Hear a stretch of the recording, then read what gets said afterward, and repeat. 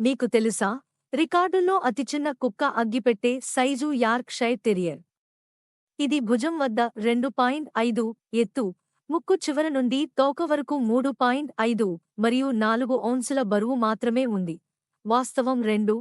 డబ్ల్యూడబ్ల్యూఐ ఫ్రాన్స్లో జరిగిన యుద్ధంలో గాయపడి లీ డంకన్ అనే అమెరికన్ సైనికుడు దత్తత తీసుకున్న 5 రోజుల జర్మన్ షెపర్డ్ రింటిన్ హాలీవుడ్ యొక్క మొదటి మరియు ఉత్తమ కుక్క సూపర్ స్టార్.